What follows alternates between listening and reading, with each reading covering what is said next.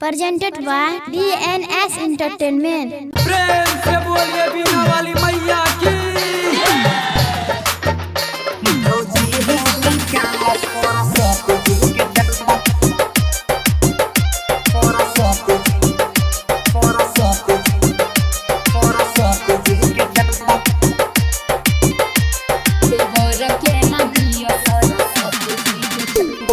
छोरी दा हो खड़बा के कम सब धंधा किया हो रसीद कटवा रसीद बोलो ने। छोरी दा हो खड़बा के कम सब धंधा भौजी है बोलो ने।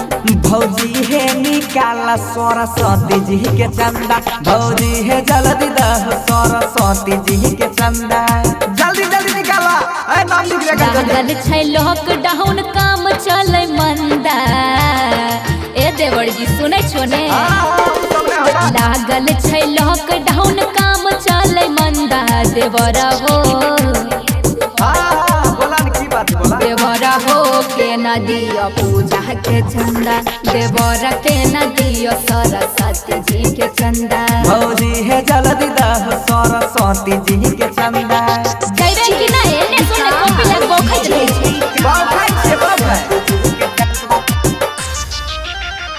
मटिया के सीतामढ़ी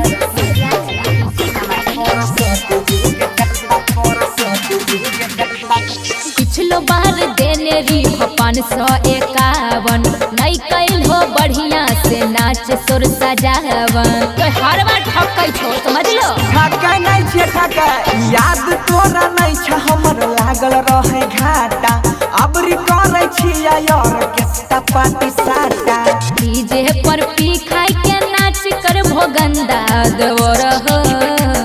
सुन ले कान खोल के देवर हो नहीं देवाय अब की बार चंदा देवर हो नहीं देवाय अब की बार चंदा। सोना भौजी हमर दादा हो पूजा के चंदा ए रे छोरा तो अपना माइक जल्दी बोला जल्दी जल्दी कर के था जल्दी देवर के ना दियो सरस्वती जी के और रही छो जब हमरा इतना तू जिद हो काटी ले 251 के रसीद हो। 200 से कम नहीं चलता है हमर भौजी 500 गइन छिए महंगा वाला पंडाल मूर्ति 200 300 देबो ते होते के न पूरती सोनू मनीष बंसी पर जैत फंदा देवर हो। बोला नंबर बुझ बोला एहो प्रसादी दैले ओइ हलेला पूजा के चंदा देवर हो ले ले हई पूजा के चंदा। जियो जिया हमर भौजी देला पूजा के चंदा जरूर आइयो मेला में अबरी बंसी एक प्रोग्राम छै। शांति रिकॉर्डिंग स्टूडियो राजा जनमानसी।